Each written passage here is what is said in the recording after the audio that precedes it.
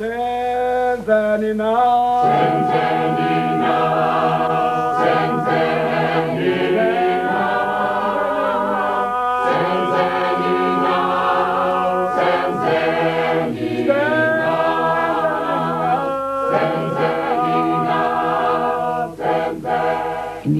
début des années 80, nous avons tourné un film appelé « Mama, I'm crying », « Maman, je pleure », qui racontait l'histoire de l'apartheid. En ces années d'oppression, l'Afrique du Sud était en proie à la peur et au désespoir.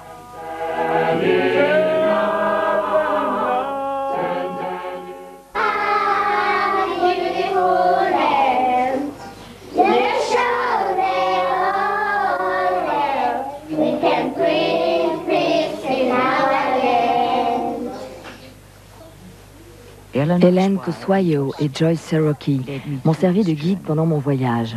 Pendant ces années de crainte, toutes deux ont été emprisonnées pour s'être élevées contre l'apartheid. C'est avec une intense émotion que nous avons vu Hélène, âgée de 80 ans, élue cette année députée, elle à qui l'on a toute sa vie refusé le droit de vote.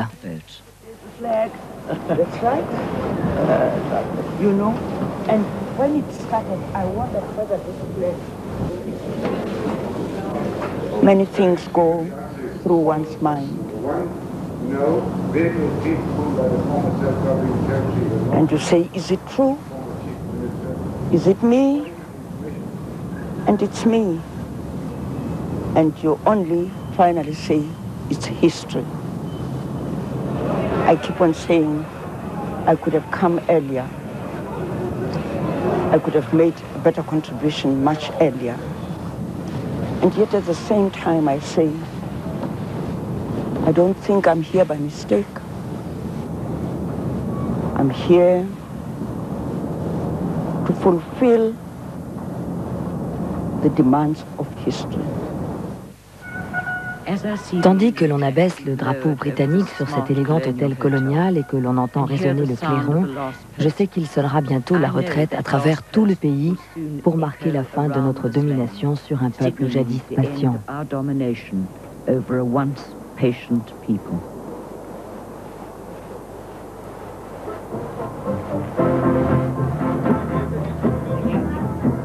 On those rare occasions when we went to the sea on holiday, I remember always feeling humiliated when I read the hateful signs reserved for whites only.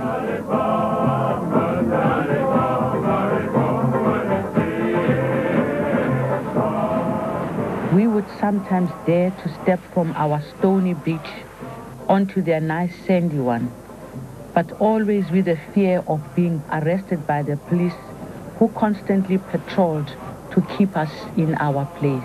Remember on the beach, Ellen? Do you remember? On this beach, you, me and Joyce sitting quietly, newly multiracial, just beginning to integrate, and this young white man came. Remember him? Towering over us. I thought he was coming to be friendly. And he looked down and looked at the two of you and said, welcome, welcome to the human race. You can imagine. Welcome to the human race. Wow. And indeed, when you look at it, you say, who are human? Who are? You know, you don't want to be saying, I'm better than so-and-so. But the truth of the matter is that the fact that in all ethnic black communities of South Africa, we have been brought up on one thing, Ubuntu. To humanity. To us, a person is more important than anything else, regardless of the color of their skin. And when you hear somebody coming to say, welcome to the human race, when indeed he is degrading you, you can only but sympathize with that type of person. Well, he said that because those days, whites regarded us as baboons. Yes, in fact, they even called us baboons. They said they come from the trees. Yes, exactly. And they didn't think we were human. But they didn't realize, Betty and Ellen, that in the process of dehumanizing us through their gruesome acts of apartheid, the detentions, the banishment, the torture, and forcing people into exile and removing people from their land. In that process, they were also dehumanizing themselves. Exactly. They were trapped in their hatred and in fact imprisoned in their hatred. You're so right, Joyce. You couldn't have given a better description of that situation. Indeed, imprisoned in their hatred. Looking at it now, you begin to say, who indeed is welcome into the human race? Indeed, South Africa was the pariah of the world because of the government of this country.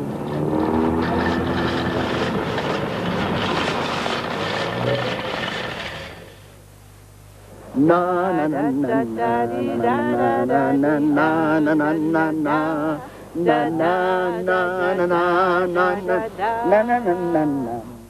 I was one of 15 deputy electoral officers for the whole of Soweto, servicing a population of about 2 million people.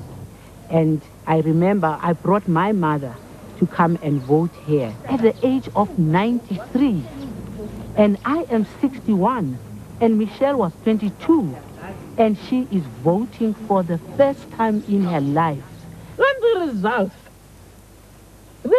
were announced, Mandela was #1, and so he had won. I said, wonderful God, our wonderful protector. I danced. I said, God be praised. Mandela! That's Mandela!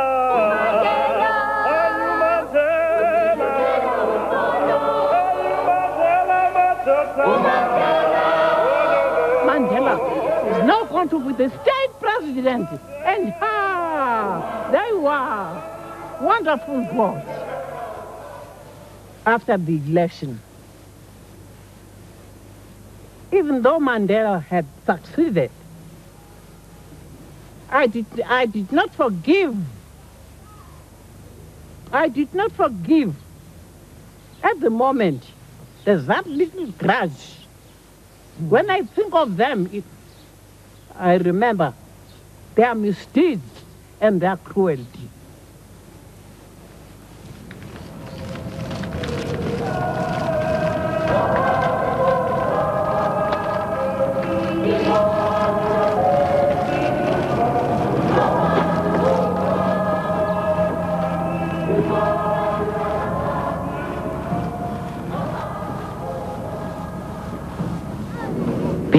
Benji Oliphant était un garçon doux et affectueux qui souhaitait devenir prêtre. Nous avons appris sa mort brutale quelques mois après l'avoir filmé en 1986. La police a prétendu qu'il avait tenté de s'échapper en traversant une rivière.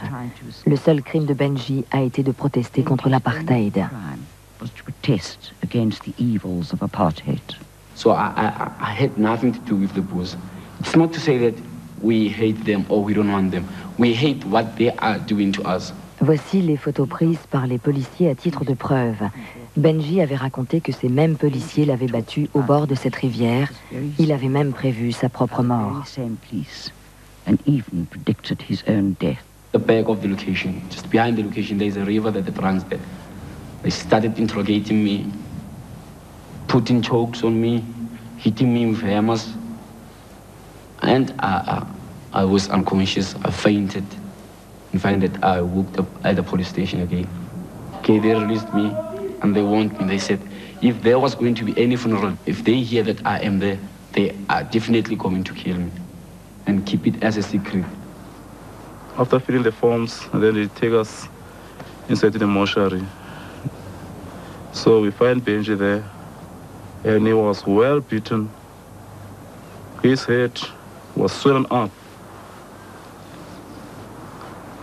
And he lost his one eye on the right side, was not there. So his jaws was also broken. So his face was full with blood. Yes.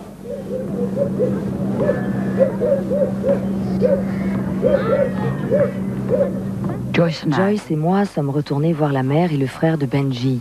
Après la mort de celui-ci, ils avaient eu le courage de porter plainte contre les policiers pour meurtre. Peu avant l'audience, ils ont été arrêtés tous les deux et retenus prisonniers pendant 15 jours sans aucun motif d'inculpation. When I wake up, I hear the voices, oh, it's the police.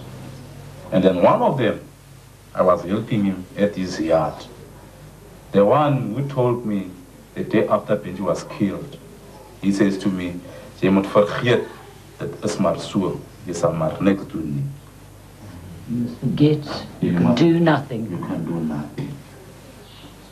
Hanga ba ka ikutlwa monate next ne ka gone. Ke ne ke tlhola the whole day mo ke kwaletse mo. Ntho e nkusa botlhoko gore go tla yang gore ke yo go notlelwa. Ba blai ngwana ke ba ba notlelle. Pela ka ne le botlhoko thata. L'un des policiers s'est même vanté en plein tribunal d'avoir tiré pour tuer. La mort de Benji ne lui causait aucun remords. Voici la note rédigée par l'avocat à l'intention de la Cour après avoir lu le rapport du médecin légiste. Description globale de la situation. Ce jeune homme de 19 ans, d'un poids de 42 kilos, présentant des blessures graves visibles à l'œil nu, interrogé au cours de la nuit précédente, une main entravée par des menottes et souffrant d'une tuberculose ayant atteint les 2 poumons, aurait été considéré comme capable d'échapper à la vigilance de 4 policiers armés, dont 2 sont décrits comme étant en grande forme physique et pratiquant une activité sportive. He was their slaughter, wasn't he? They slaughtered him. They make him a wild animal. Au grand désespoir de la famille, un non-lieu rendu par le tribunal d'instance et la Cour suprême a classé l'affaire. How? Well, I told them, both of them, let us take it the way it is. We can't do nothing because apartheid is oppressing us, so we can't do nothing. So, but one day, God will answer our questions. So we kneel down and we pray. Tout comme des milliers d'autres familles en deuil, les Olifants attendent toujours que justice leur soit rendue. Ils espèrent que la commission de la vérité actuellement mise en place pour dénoncer les événements qui se sont déroulés pendant les années d'apartheid révèle enfin le déni de justice qui a pesé sur l'affaire de Benji. All right, we are poor family, but they should think for us first. Because what we are going to court with, this is our blood. Now, what we want from them, there must be a justice and a truth justice. Simswabisile usathani akanamandla usathani Simswabisile haleluya akanamandla usathani Simswabisile. If they can come anytime or see me anywhere and shoot me, I don't mind. To mean that I died for the nation. I didn't die for the oppressors or the white people who are oppressing us. The children had to die to buy their own liberation. It's part of the pain that South Africa has gone through. And it is this pain that must be redressed. There must be much more than saying, we are sorry this has happened. And people expect that when other people say, perhaps if we will say we accept it, that of necessity is the end, because it's something else to say we forgive you, but to forget is another thing. It's a very long process that South Africa must commit itself to, particularly white South Africa. But the truth was known to the people. And you're not going to structure truth through a commission. The truth was there and the truth was known to the people. Many of the people who participated in these atrocities, they are not there. And how many of them are really going to come out and declare that we did these things, and with what frame of mind? In a sense, those who perpetrated those kinds of atrocities did so under a certain kind of authority. There's no doubt that a great deal of the evil that took root and took on a life of its own in South Africa was because people were allowed to do things in secret, they were not accountable, they didn't have to explain to people, and it attracted a great deal of sickness in personalities who knew they could get away with sick deeds in secret. And there are still many sick people in South Africa skulking around. Now, the only cure for that is, in fact, light, to show up what's been happening, show up that it's wrong. We can't escape from the past until we can say, this happened, this was wrong, this was evil, and as a nation we're going to turn away from it. Fikile Bam served 10 years on Robben Island for his political beliefs. It was there he met and worked with Mandela. I went to jail at a very young age, at 23, and I can safely say that all I know about law and about life and about politics, it was what he taught me, because we spent a lot of time together, working together. And it was really a wonderful experience. It's something which, people don't believe this, but I don't regret my experience for having gone to prison that time. Nous avons voulu savoir ce que ressent aujourd'hui Fikile en pensant à ses années d'emprisonnement. Nous lui avons parlé la veille de son pèlerinage à Robben Island. When I say we, I think I speak on behalf of all prisoners. Some get beyond the stage of tears because there's so many things that have happened, hard things, which we have participated in, that very often it's just enough to be together and not say anything, and and just be asking ordinary questions about family and so on, and not reminding ourselves of the real painful things that we've been through. It becomes a break in a way to progress. You sort of wallowing in this self-pity and reminding yourself that you haven't got time to think ahead in a positive way and do things that have to be done now. If, of course, like now, you think it is important and it will serve a purpose for people to know and for generations and our children to know what we went through, then you can verbalize some of the experiences.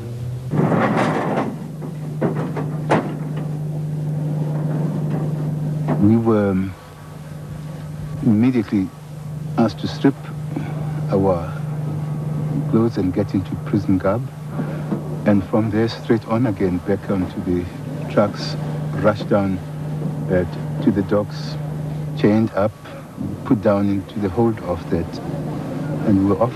La, la, la, la, la, la, la, la, la, la, la, la.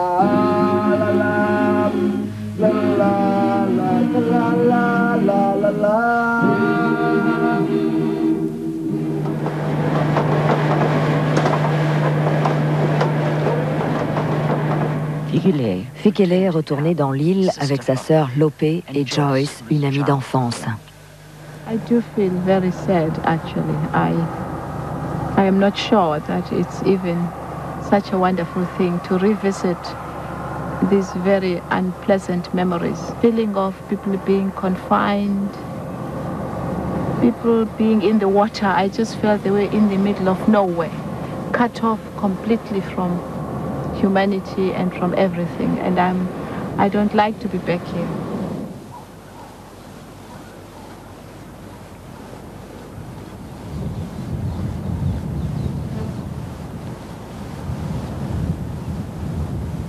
So Joacha and Kloppe, this is where we worked all day long for 10 years. And the idea of digging the quarry was simple to keep you busy, or Sorry. What was the quarry used for, or it was just... Well, essentially it was to find us work to do, because we were all sentenced as ordinary criminals who had to do hard labor. We'd been sentenced to hard labor. and so hard labor had to be found. You can see the peak marks over there. All those were all these peak things marks that were are made. straight. Yes. All those straight lines is where the peak would be. That's right. Yes, that's the made by us, and we would be digging there, singing at the same time while we were digging. So that we didn't have to overexert ourselves. It's very Now, what is the effect of the lime? Because it's powdery. Did it get into your chest? Yes, indeed. It's got into my chest now. You think so? I'm coughing. Yeah. And it made us all white. You had to wash every time coming back from the quarry. South African prisons are as beautiful and splendid from the outside as they are harsh and bitter from the inside. The island in particular is covered with thick foliage all the year round. All manner of creatures roam freely within the woods and up to the beaches. In the beginning, when all the things are happening to you, and very painful and very bitter, and you think and sleep that I've got to get my own back at this kind of treatment. I can never allow people to treat me this way and not do anything about it. And yet as the years go on, it actually wears off.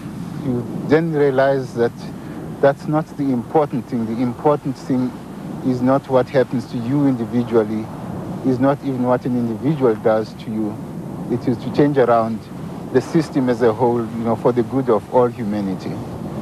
Because one of the things that imprisonment taught us, and even the very humiliations taught us, was that in the midst of all that, all the oppression and all the evil, the humanity, the essence of humanity was there even among the warders who look after us.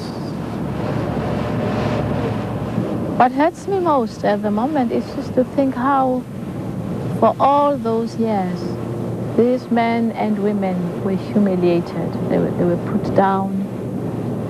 They were deprived of things that are so basic for humanity and for the dignity of humanity.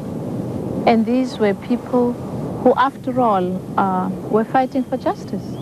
And it has taken this kind of price for that to happen. I feel quite hurt now, much more than ever before.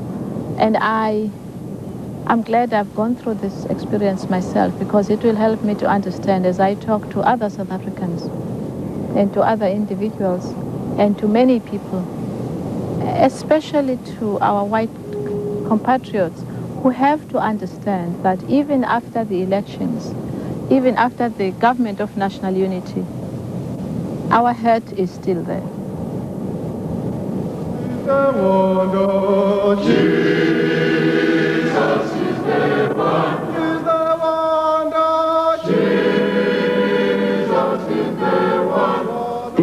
Ce groupe de camarades nous a demandé de le filmer devant l'autel pour témoigner du bien fondé de sa cause. A few months after this meeting, the children barricaded the streets to prevent the heartless rent evictions. The army went from house to house, shambooking any young people they found at home. As the children fled to escape the whipping, they were shot dead by the troops outside. 2 of these young people died that night.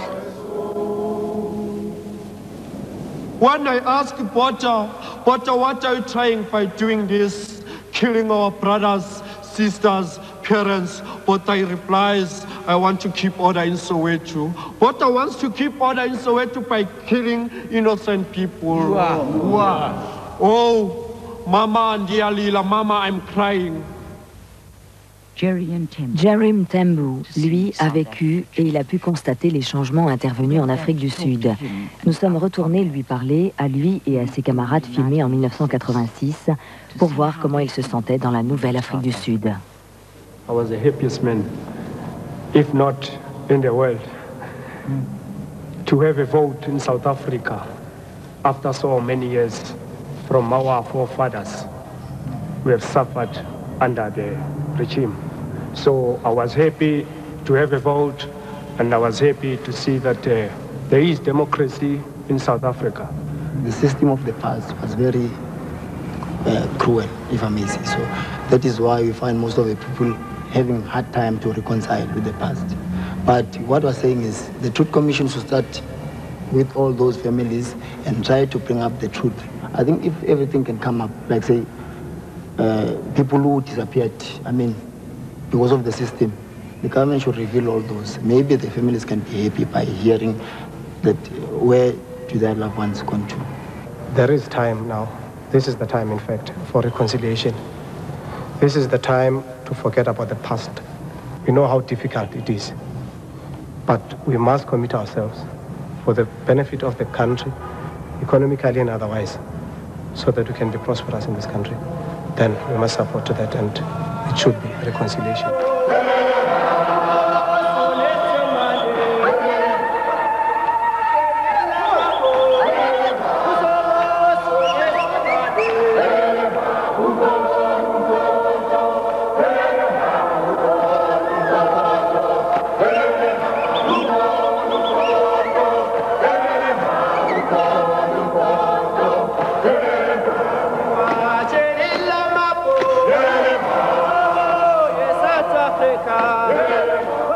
I care but less about individual whites, because here we are talking about the whole people of South Africa, black and white. So we never hated them before. We hated what they were doing, because in our struggle, whites were involved fighting apartheid. So all those who still don't believe that South Africa is a democratic country, they'll see where to go. But this country, it belongs to all the people who wants democracy and who live in this country.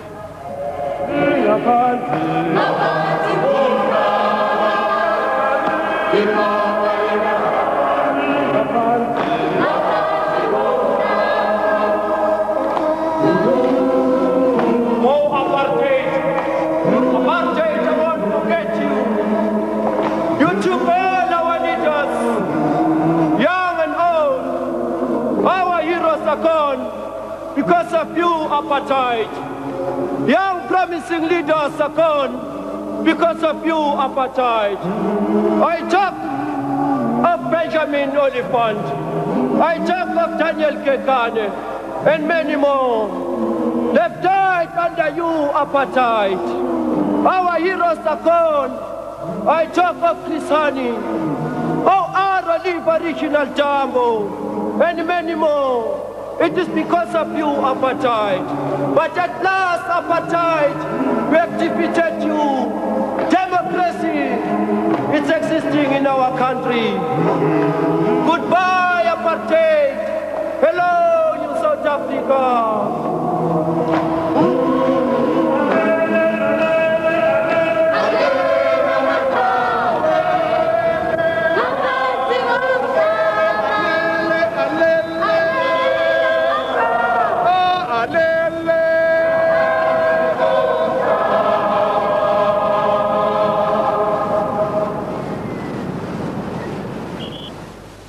En 1985, un jeune homme de 18 ans, Andrew Zondo, a posé une bombe dans le centre commercial d'une station balnéaire réservée aux Blancs, tuant 5 personnes, dont 2 enfants blancs. Une onde de choc traversa toute la communauté blanche d'Afrique du Sud. Nous nous sommes entretenus avec Fatima Mir, qui a elle-même enduré plusieurs années de prison et de bannissement. Nous voulions comprendre ce qui avait pu pousser ce jeune garçon à commettre un tel acte. 2 events really were crucial in his life, apart from the tear gassing. One was the raid on Maputo. He was there when it happened. And he saw how children had been killed by the South African Defence Force. And the other one was the raid into Maseru during Christmas. And, you know, that unhinged him. Now I went to see him in prison. And the remarkable thing about this young man was his sense of remorse. He kept saying to me, how can I make them understand that I did not do this as a racist thing and I never intended to kill anybody. Now it seems a kind of a contradiction to say you lay a bomb, a limpet mine, it explodes, it kills 5 people, and then for you to say I never intended to do it. But Joyce, I believed him. Andrew a été condamné à mort pour avoir fait sauter cette bombe. Nous sommes retournés voir sa famille. We went down to Pretoria, I think it was about two to 5 days before he was executed. I mean, the main intention was to see him and to say whatever we could say. But it didn't happen the way we had planned it. They didn't allow me inside. They said I was too young. They said I was too young, even though I explained that I were to see my brother for the last time. If it was okay with them, they didn't allow me to do that. I remember it very clearly. I cried that day when they told me I couldn't see my brother for the last time. But anyway, I just had to forget about that.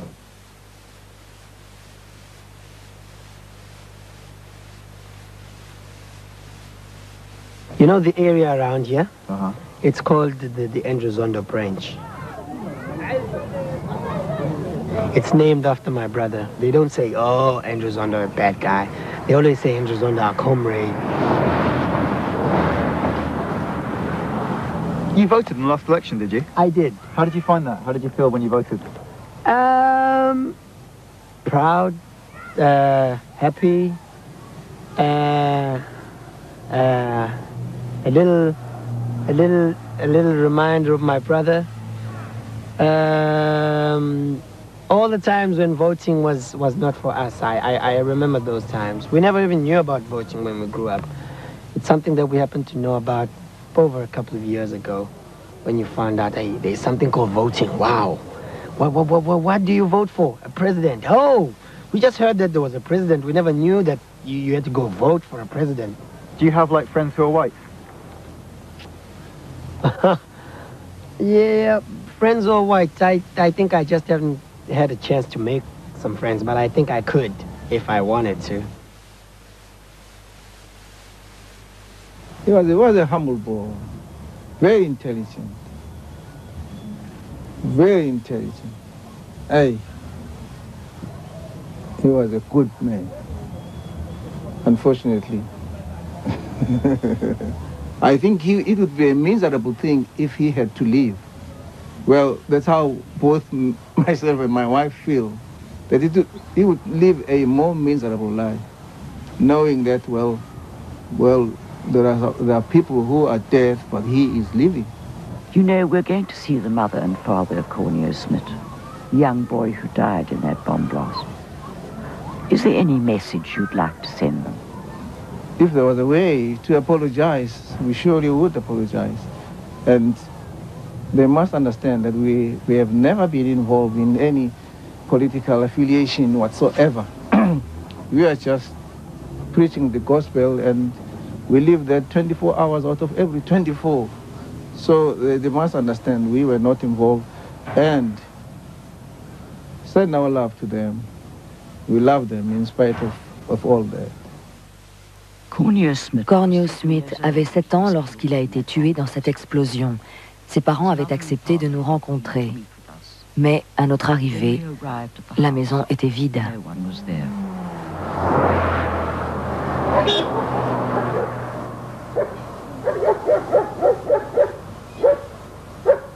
I feel very disappointed that we haven't found the Smiths in their house in spite of having arranged to meet them at 3:30.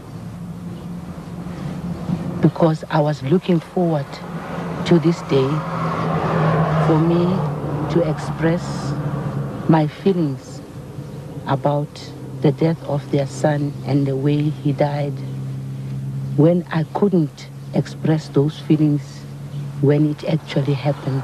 Because I remember very well when I was imprisoned at the Orlando police station on the 16th of June, 1976.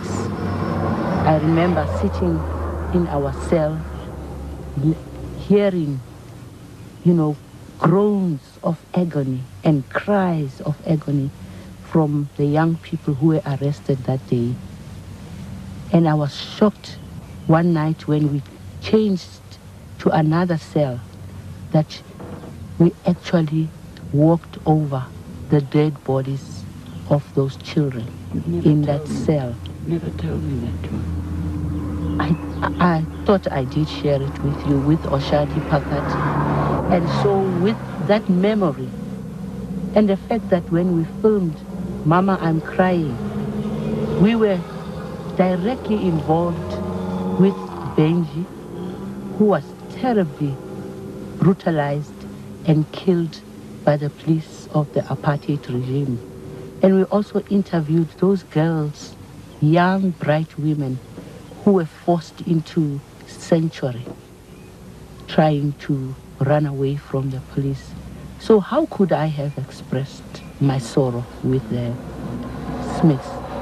All I was prepared to do was to admire Mr. Smith for saying that he wished that the then government would negotiate with the ANC so that his son's death was not in vain. Au grand soulagement de Joyce, Annie et Anna-Marie ont fini par venir.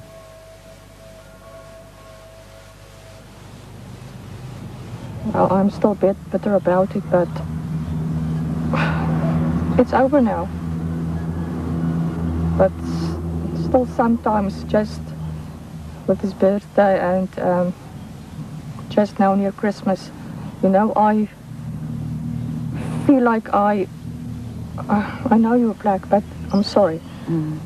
But I could kill everyone, really. You still feel that way? I still feel that way. But I'm sure it will get better sometimes or in another 20 years. I cried when I realized that he was dead, but I didn't want to accept that he was dead. When they showed him to me in the mortuary, I didn't want to believe it was my son lying there. That's why I asked them to take him out of that last case so that I can have a look at his chin, because when he was small I accidentally dropped him and there was a little cut under his chin, and I wanted to make sure that's him because I didn't want to believe it was him. Now, Annie-Marie, after having seen the film Mama, I'm Crying, do you yourself now feel you can get into this process of forgiving? I know it's very hard. You said it earlier, that it's still difficult for you to forget what happened to your son. Well, I have a look at the film and, well, at that time I was a little girl and I never knew it was such, dit was so verskriklik geweest nie. My ouers het nooit daaroor gepraat nie, die groot mense het nie politiek voor die kinders gepraat nie, so ons het nie geweet wat gaan aan nie. Maar toe ek daai film sien, ek het nie besef dit was so erg geweest nie. En wel, ek sal my bes probeer om te vergewe en te vergeet. I believe my son died as a hero for South Africa. I would be satisfied if his death and the death of the other 4 people would lead to a better South Africa. Yeah. How do you feel you came to say that, coming from your background?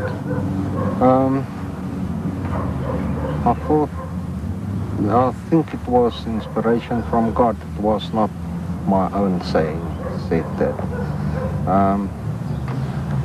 All the other people I knew, they didn't like what I said. They was very much against me, and actually they hated me for saying that. Baie dankie, Anna-Marie. Dankie, dit is plesier geweest om jou te ontmoet. Ek voel met jou te gesels. Baie lekker en mee. Beneste. Ja, in my heart, that I had this chance of talking to you, and sharing my compassion with you when in the past I couldn't have done so. Thank you, Joyce. I hope you can understand why I couldn't. Yes, I do understand. Yeah. Because at that time, I would have... I couldn't have... want ek sal nie kon verstaan het nie. Want op daai stadium was ek gegrief, ek was verbitterd. En ek glo nie ek sal enige iets kon verstaan het of gepraat het nie, regtig.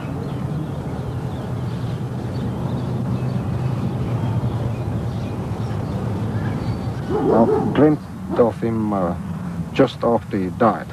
I was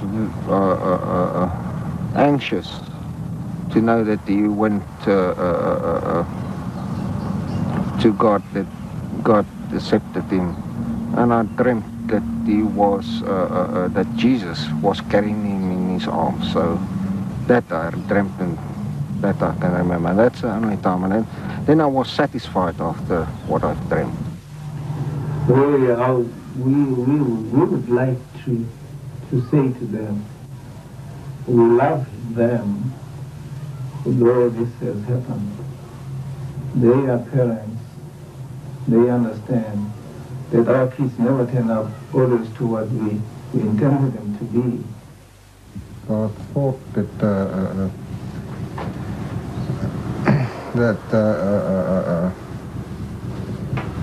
he would have thought that his son did the right thing to fight for their freedom. I can't believe that it's actually sounding like he don't like what his son did. But he should remember at that time it was war. I feel very sad for him. I feel I can sympathize with him because I know what it feels like to lose a son. I feel like crying with him. You can hear the sorrow in his heart. But some of us have to suffer for other people. Les Smiths ont invité le révérend et Madame Zondo à venir leur rendre visite chez eux. Les Zondo ont accepté avec empressement, mais leur émotion était perceptible. Oh, the water pipes, everything. Do come in. Oh, sure. Nice and cool. Hello. How are you, ma'am? A-I-K-E-N. Aiken. That's right. I forgave his son. It sounded like he didn't forgive his son. I mean, it's he should forgive him and remember it was actually war, you know. As far as forgiving is concerned, forgiving is what we preach and practice. But then as a father, sometimes we don't want to appear as defending your boy. And we loved him until the very last day before he was executed. And I mean, it made me think. I never even thought about the blacks until my son's death. You know, we chatted and said, all right, it's at that time, not really. We never actually, it's after that we started talking about the blacks and said it's not right according to the Bible and stuff like that. But before that, it never even bothered me. I never even thought about it. It didn't touch you, it didn't matter. You know, it wasn't anything of your concern. We were always told as little kids, the blacks are barbaric, they've got no education, you know. You can't expect more of them. You can take a black out of the bush, but you can't take the bush out of the black and those type of things, you know. it was, you were actually brainwashed. That's it. We were brainwashed. As long as black people don't hear that apology and that confession from the white people, it's going to be very difficult for them to forget and to forgive. Why should I ask for forgiveness? I've done nothing wrong. And I mean, there's a lot of whites that might feel the same as that I do.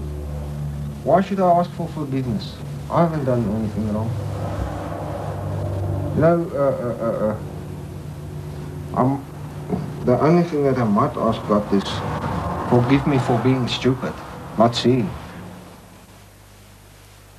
Ek ken eerlik, ek mis Corné nog baie en soms wens ek hy was nog hier gewees. Maar dit is seker maar wens wat seker nooit weer waar sal word nie. Maar die dag met sy dood, ek weet nie, ek het hysteries geraak en dit was wel die laaste gewees. Ek het nie weer gehuil oor hom nie. Nou sometimes I feel an emptiness, you know, I don't feel that I can feel anything. There's an emptiness in me, and sometimes I want to cry, you know, but it's unexplainable. You can't really explain it. Actually, I wanted to say that I don't feel anything anymore, but it's not true, you know. When I think about him myself, it's okay. I don't feel that I want to cry, but when somebody else talks about it, yes, then I feel terrible. But that's it. I mean,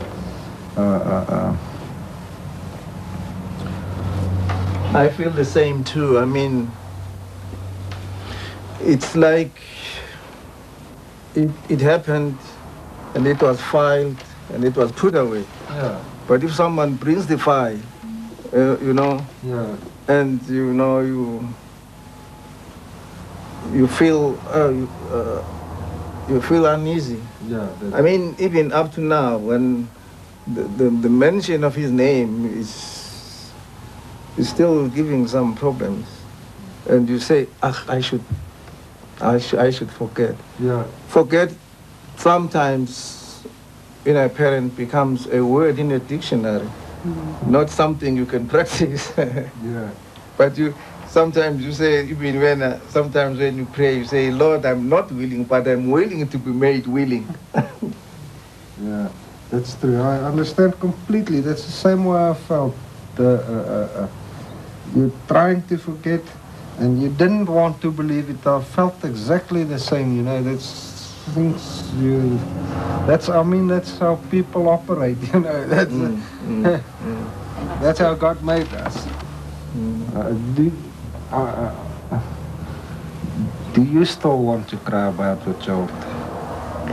No, I don't want to.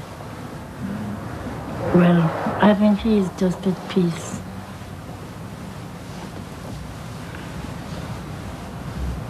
They were absolutely innocent. They were all victims of the same kind of racism. One planted a bomb, the others became victims of that bomb, but actually victim and victimizer, you really cannot draw the line between the two. They all were human sacrifices to the racism that had permeated the entire system of this country. We'll give you a ring. Thank you very much. Almost the story of a month. That's nice to see you again. It's a great pleasure. Sure. Yeah, now we know we've got a home in Pretoria. Yeah. Anytime you're welcome, every time you come. Now we sure like that. Okay. I wish I could see you again. I might come and visit you down there. Yeah. There has been a tremendous transformation. Whereas in 1985, I think you yourself must have sensed a sense of fear, a sense of hopelessness, a sense of not being able to stand up to the authority of the white regime, to racism. Now, of course, you see the sense of liberation in the attitude of people, in their relationships with each other. The whites have been suddenly liberated. They no longer see themselves as the chosen people. They realize their place in society. And the blacks have realized their place too, that they are no longer the underlings, even if they are enmeshed in poverty. You see all over a sense of pride. Country belongs to us.